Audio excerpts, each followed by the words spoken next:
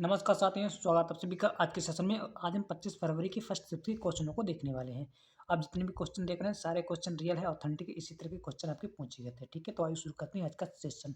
First question, उत्तर पूर्व भारत के किस राज्य में साक्षरता दर सबसे अधिक है? ठीक है, तो आपको लगाना था मिजोरम। जिसने भी लगाया होगा उसका राइट आंसर होगा। इसके बारे में थोड़ा सा देख लेते हैं। उत्तर पूर्व भारत में के मिजोरम राज्य में साक्षरता दर सबसे ज़्यादा है। ठीक है, और ये साल 2023 के आंकड़ों के मुताबिक मिजोरम की साक्षरता दर 91.1% है। वहीं यदि केरल की बात करें तो केरल की साक्षरता दर 96.2% है। केरल में कुल साक्षरता दर और महिला साक्षरता दर से सबसे ज़्यादा है। ठीक है, लक्षद्वीप में कुल साक्षरता दर की बात करें तो लक्षद्वीप की साक्षरता दर है, पुरुषों की साक्षरता दर सबसे ज़्यादा है। और वहीं बिहार में कुल साक्षरता दर जो है पुरुष साक्षरता दर से सबसे कम है। ठीक है, और राजस्थान में जो है महिला साक्षरता दर सबसे कम है। नेक्स्ट क्वेश्चन देखते हैं। भारत की नौवीं पंचवर्षीय योजना का मुख्य उद्देश्य क्या था? ठीक है, तो भारत की नौवीं पंचवर्षीय योजना का जो मुख्य उद्देश्य था वो था आर्थिक तथा सामाजिक विकास को बढ़ावा देना। ठीक है, इसके बारे में कुछ देख लेते हैं इंपॉर्टेंट पॉइंट। ठीक है, इस योजना में जो है देश की स्पष्ट आर्थिक क्षमता को इस्तेमाल करने की कोशिश की गई थी और इसके साथ ही गरीबी को खत्म करने के लिए सामाजिक क्षेत्र को मजबूत बनाने का भी प्रयास किया गया था। ठीक है, नौवीं पंचवर्षीय योजना के बारे में देख लेते हैं। देखिए, इस योजना का जो कार्यकाल था वो था 1957 से लेकर 2000 के बीच में चलाई गई थी। ठीक है, और इसके दौरान जो थे उस समय जो प्रधानमंत्री थे भारत के वो थे अटल बिहारी वाजपेयी। ठीक, और इस योजना में जो थे शिक्षा को मानव विकास में सबसे अहम भूमिका माना गया था। और इसके साथ जो है प्रधानमंत्री जो थे उन्होंने विशेष कार्य योजना में शिक्षा में सामाजिक बुनियादी ढांचे के विकास को भी अहम क्षेत्र माना था। ठीक है, और इस योजना ने जो है देश की अव्यक्त आर्थिक क्षमता का भी इस्तेमाल करके आर्थिक तथा सामाजिक विकास को बढ़ावा देने की कोशिश की गई थी। ठीक है, और इसी योजना में गरीबी को खत्म करने के लिए प्रामाणिक सामाजिक क्षेत्र को मजबूत बनाने का भी प्रयास किया गया था। ओके, नेक्स्ट क्वेश्चन देखते हैं। वर्ष के दौरान राजकोषीय घाटे और ब्याज भुगतान के बीच में अंतर को क्या कहा जाता है? ठीक है, इसी तरह से क्वेश्चन तो थोड़ा बहुत चेंज हो सकता है। ठीक है, तो उसको हम कहते हैं प्राथमिक घाटा। ओके, क्या होता है इसके बारे में देख लेते हैं। यह चालू साल के राजकोषीय घाटे और पिछले साल के व्यय भुगतान घाटे के बीच का अंतर होता है प्राथमिक घाटा। ओके, प्राथमिक घाटा की क्या विशेषता होती है इन पर भी एक नज़र डाल लेते हैं। क्या होती प्राथमिक घाटे की विशेषता? यह सरकार की उधार की जरूरतों के बारे में बताता है हमको, और यह है ब्याज को छोड़कर सरकार की उपा उधारी की ज़रूरतों को भी दिखाता है। और इसके साथ-साथ ये बताता है कि ब्याज भुगतान के अलावा सरकार कितने रुपए खर्च उधार लेकर पूरा करती है। ठीक है, और कम प्राथमिक घाटा जो है वो अर्थव्यवस्था की बेहतर राजकोषीय स्थिति को दर्शाता है। ठीक है, नेक्स्ट क्वेश्चन देखते हैं फिर। इसके साथ-साथ एक पॉइंट आपको देख लेना है। देखिए, प्रथम प्राथमिक जो है शून्य प्राथमिक घाटे का मतलब होता है कि चालू साल का राजकोषीय घाटा पिछले साल के उधार ब्याज का भुगतान के बराबर होते हैं। तो उसको क्या बोलते हैं? प्राथमिक शून्य घाटा बोलते हैं। नेक्स्ट क्वेश्चन देखते हैं। भारत सरकार अधिनियम 1935 में कितनी सूचियां थी? ठीक है, तो भारत जो थी भारत सरकार शासन अधिनियम 1935 में सूचियों की संख्या तो 3 थी। ठीक है, तो सूची यदि पूछी तो आपको 3 लगाना था। और अनुसूची यदि थी 7वीं अनुसूची में जो था 3 सूचियों का वर्णन किया गया था। इस तरह से, ठीक है, ये आपको याद रखना है कि सूचियों का वर्णन भी पूछा तो 7वीं अनुसूची में इसका वर्णन किया गया है। ठीक है, और अनुसूचियाँ कितनी थी? सूचियाँ थी हमारे 3। ठीक है, और इसके बारे में देख लेते हैं। तो कि इस अधिनियम के जरिए केंद्र तथा प्रांतों के बीच शक्तियों का बंटवारा किया जाता है। ओके, और इस अधिनियम की जो खास बातें हैं उस पर एक नज़र डाल लेते हैं। ठीक है, यह अधिनियम जो है ब्रिटिश संसद ने अगस्त 1935 में पास किया था। और यह अधिनियम जो था लॉर्ड लिनलिथगो की संयुक्त चयन समिति की रिपोर्ट पर आधारित था। इस अधिनियम ने भारत में संघीय राजनीतिक संरचना बनाई थी। और इसके साथ साथ इस अधिनियम ने 11 भाग और 10 अनुसूचियां भी दी थी। ओके, और इस अधिनियम ने प्रांतीय स्तर पर द्वैध शासन प्रणाली को खारिज कर दिया था। इस अधिनियम ने दलित वर्ग, महिलाओं तथा श्रमिक को लिए अलग निर्वाचन मंडल जो प्रदान किया था। और इस अधिनियम ने जो थे भारत में विभिन्न जातियों के लिए अलग अलग निर्वाचन क्षेत्र की एक नई प्रणाली शुरू करने का भी प्रस्ताव दिया था। ठीक है, अब इस अधिनियम ने जो था एकल भारतीय संघ की भी स्थापना की थी। नेक्स्ट क्वेश्चन देखते हैं। सुश्री बैजंती माला बाली को पद्म भूषण पुरस्कार किस वर्ष मिला था? इस तरह से क्वेश्चन था। ठीक है, तो इनको मिला था 2024 में। ठीक है, बैजंती माला को। ये क्वेश्चन कई बार रिपीट हो चुका है। ओके, देखिए, और भी कोई भी आपकी जो परीक्षा है उनमें भी आ सकता है, इसलिए आप अच्छी तरह से देख लेना।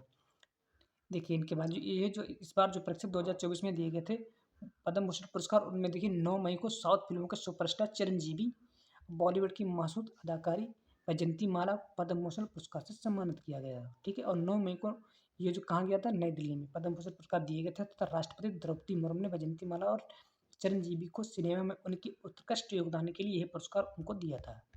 ओके, नेक्स्ट क्वेश्चन देखते हैं। हार्नबिल महोत्सव कहाँ मनाया जाता है? इस तरह से क्वेश्चन था। तो आपका जो हार्नबिल महोत्सव है वो नागालैंड के द्वारा मनाया जाता है, नागालैंड राज्य में मनाया जाता है। इनके बारे में देख लेते हैं थोड़ा सा। नागालैंड के बदले हार्नबिल महोत्सव बहुत पूछा जाता है। तो यह जो महोत्सव आपका है नागालैंड की लोक कथाओं के लिए प्रसिद्ध पक्षी हॉर्नबिल के नाम पर मनाया जाता है।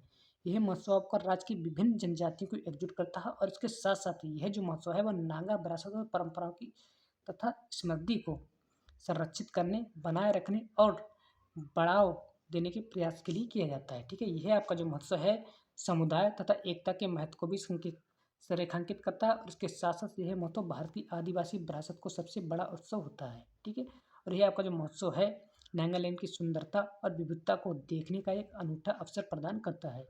ओके, नेक्स्ट क्वेश्चन देखते हैं। किस राज्य की विधान परिषद में संसद सदस्यों विधानसभा के सदस्यों की कुल संख्या का कितना प्रतिशत होता है? ठीक है, इस तरह से क्वेश्चन था आपका। कितना प्रतिशत में कितना होता है? ठीक है, तो ये होता है 1/3 से ज़्यादा होना चाहिए। ठीक है, विधानसभा के सदस्य बनने के लिए। ओके, विधानसभा के सदस्यों की संख्या इस तरह से क्वेश्चन था। और जो सदस्य की जो संख्या आपकी है वो 40 से कम भी नहीं होनी चाहिए। ठीक है, इसके बाद देख लीजिए ये जो आपकी संख्या 1/3 से ज़्यादा नहीं होनी चाहिए और इसके साथ जो है विधान परिषद में सदस्यों की संख्या कम से कम 40 तो होनी ही चाहिए। ओके, लेकिन कई राज्यों में आज भी 40 से कम जनसंख्या 40 से कम जो है सदस्य संख्या है। और इसके बारे में थोड़ा सा देख लेते हैं। देखिए यह जो आपकी है 1/3 सदस्यों का चुनाव स्थानीय निकायों के सदस्यों द्वारा किया जाता है और इस निकाय में नगर पालिका, ग्राम सभाएं, पंचायत समिति और जिला परिषदें शामिल हैं। इसके साथ साथ 1/3 सदस्यों का चुनाव विधानसभा के सदस्यों द्वारा किया जाता है और 1/12 सदस्यों का जो चुनाव है वो स्नातक शिक्षकों द्वारा किया जाता है और साथ साथ 1/6 सदस्य जो होते हैं राज्यपाल द्वारा नामित किए जाते हैं। और इसके साथ साथ ये जो आपके सदस्य हैं वो साहित्यिक, विज्ञान, कला, सहकारी आंदोलन और सामाजिक सेवा जैसे क्षेत्रों में ज्ञान और व्यवहारिक अनुभव रखते हैं उनको दिया जाता है पदों की। नेक्स्ट क्वेश्चन देखते हैं।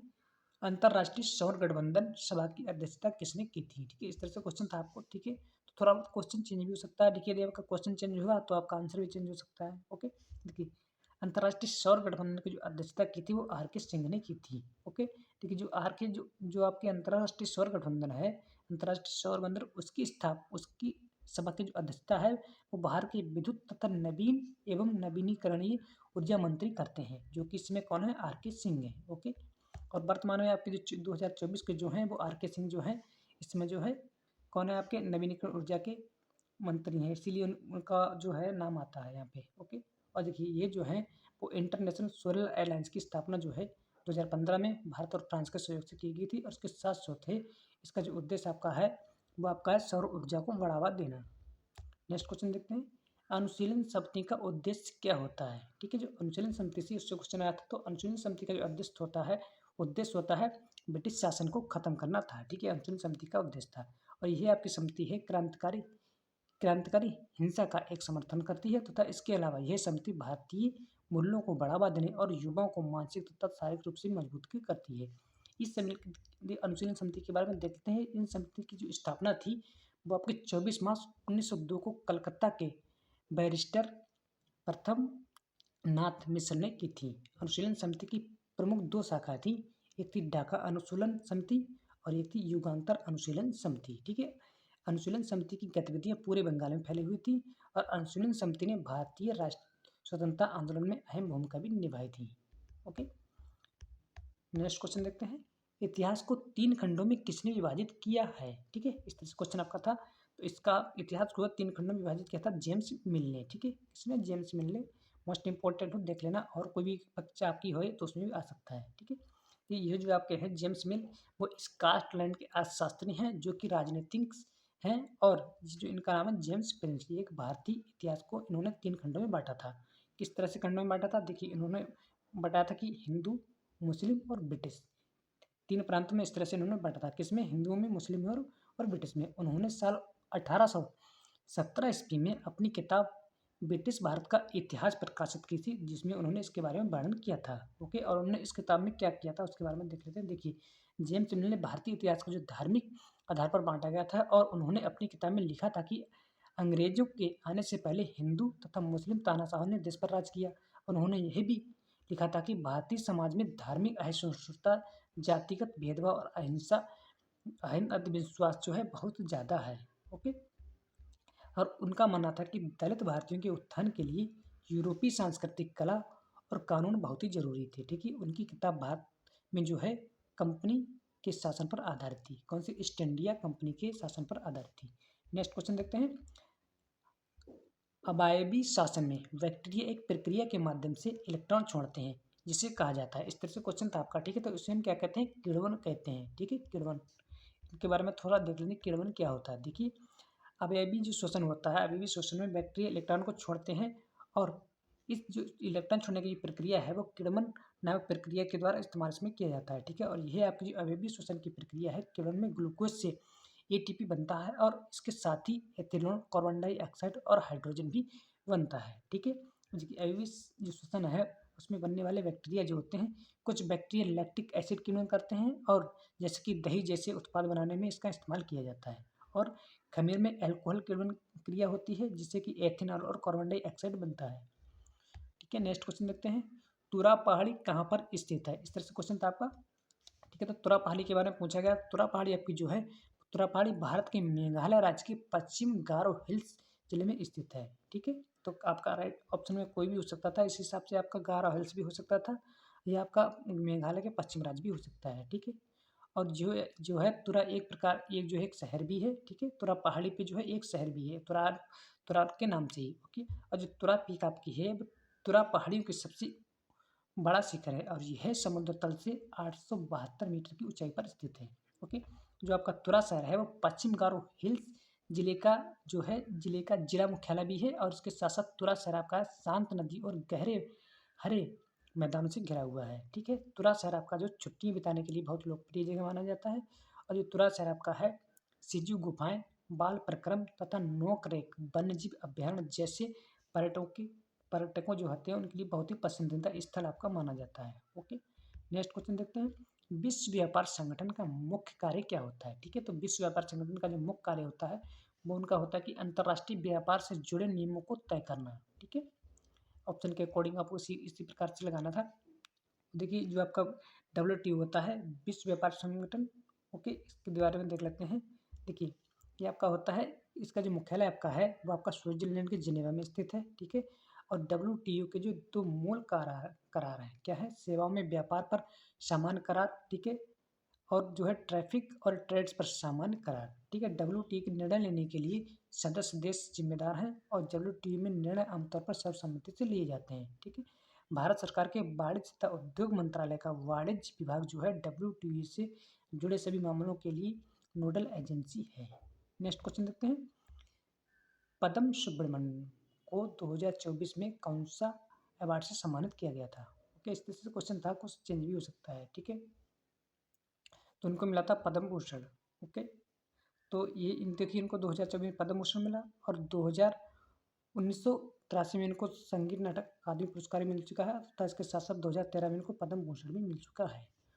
ओके, और इनके बारे में देख लेते हैं। देखिए, साल 2024 में जो है इन्हें पद्म पुरस्कार जो था प्राप्त होने वाले हैं और उनमें से कुछ लोगों के नाम हैं। देखिए, इसके साथ साथ अन्य लोगों को मिला था। कौन कौन से मिला, किन्हें को मिला था? देखिए, इनका जो कि पूर्व उपराष्ट्रपति थे M. वेंकैया नायडू, उनको मिला था पद्म भूषण पुरस्कार। और इसके साथ साथ अभिनेता राजनीतिक मिथुन चक्रवर्ती को मिला था और इसके साथ गायक उषा उत्थुप को मिला था और इसके साथ टेनिस जो खिलाड़ी हैं रोहित बोपन्ना, इनको भी ये पुरस्कार मिला था। नेक्स्ट क्वेश्चन देखते हैं। कृष्ण भक्ति तथा कृष्ण रासलीला से संबंधित कौन सा शास्त्रीय नृत्य है? इस तरह से क्वेश्चन था। ठीक है, तो इसमें आपको लगाना था। देखिए, दो आपके शास्त्रीय नृत्य होते हैं, एक तो मणिपुरी होता है, दूसरा आपका होता है कथक। ठीक है, देखिए, दोनों आपके नृत्य हैं कृष्ण भक्ति तथा रासलीला से जुड़े हुए शास्त्रीय नृत्य हैं। इसी में से ऑप्शन को आपको देखकर लगाना था, जो आपका होता है इन दोनों में से एक होगा। ओके, इसके बारे में देख लेते हैं कि जो मणिपुरी नृत्य आपका है, मणिपुरी नृत्य यह नृत्य आपका भगवान कृष्ण तथा राधा की रासलीला पर आधारित है और ये जो है मणिपुर राज्य का शास्त्रीय नृत्य है। कथक नृत्य आपका कहिए उत्तर भारतीय का शास्त्रीय नृत्य है और यह जो नृत्य है कहानियों को बोलने का एक साधन है। यह नृत्य ब्राह्मण पुजारियों द्वारा हिंदू की पारंपरिक पुनर्गणना में निहित है तथा यह नृत्य जो है प्रमुख इस नृत्य के जो प्रमुख दो घराने हैं कौन कौन से? एक तो लखनऊ घराना होता है, एक आपका जयपुर घराना होता है। ठीक है, नेक्स्ट क्वेश्चन देखते हैं। तेलंगाना के मुख्यमंत्री रेवन्यू रेड्डी किस पार्टी से संबंधित हैं? ठीक है, तो रेवन्यू रेड्डी का जो संबंध है वो भारतीय राष्ट्रीय कांग्रेस से है। ठीक है, इनका पूरा नाम है अनमुला रेवंत रेड्डी, ठीक है। इनका जो जन्म है 8 नवंबर 1969 को हुआ था। एक भारतीय राजनीतिक है जो 7 दिसंबर 2013 से तेलंगाना के दूसरे तथा वर्तमान मुख्यमंत्री के तौर पर कार्यरत हैं। ठीक है। भारतीय राष्ट्रीय कांग्रेस के सदस्य के रूप में वे कोडगल के लिए विधानसभा के वर्तमान सदस्य भी हैं। नेक्स्ट क्वेश्चन देखते हैं। एशियाई महिला हॉकी चैंपियनशिप 2023 के शुभंकर जूही किससे प्रेरणा लेता है? इस तरह से क्वेश्चन आपको चेंज भी हो सकता है, ठीक है।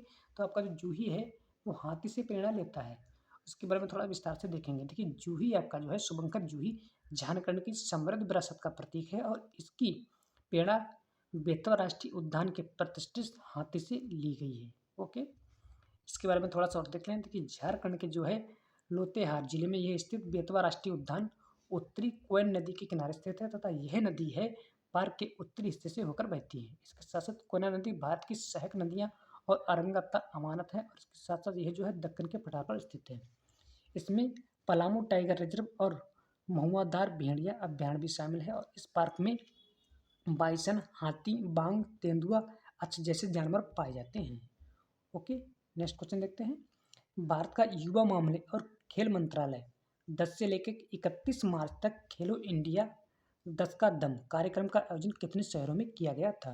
ठीक है, तो आपका राइट आंसर होगा 10 शहरों में। ठीक है, थोड़ा सा देख लेते हैं इसके बारे में। देखिए भारत सरकार के युवा कार्यक्रम तथा खेल मंत्रालय ने 10 से लेकर 31 मार्च 2023 तक खेलो इंडिया 10 का दम टूर्नामेंट का आयोजन किया था और यह आपका जो अंतर्राष्ट्रीय महिला दिवस 2023 की उपलक्ष्य में मनाया गया था। ओके, आयोजित किया गया था और इस टूर्नामेंट में 10 खेलों को शामिल किया गया था जो कि देश के 10 शहरों में आयोजित किए गए थे और इसके साथ साथ लगभग 15,000 महिलाओं ने इसमें भाग लिया था। 15,000 महिलाओं ने, एथलीटों ने भाग लिया था। इसी के साथ आपके सारे सवाल समाप्त होते हैं। यदि आपको वीडियो अच्छा लगा तो वीडियो को लाइक करें, चैनल को करें सब्सक्राइब और यदि आपको लगता है कोई क्वेश्चन छूट गया तो कमेंट बॉक्स में जरूर भेजें। ओके।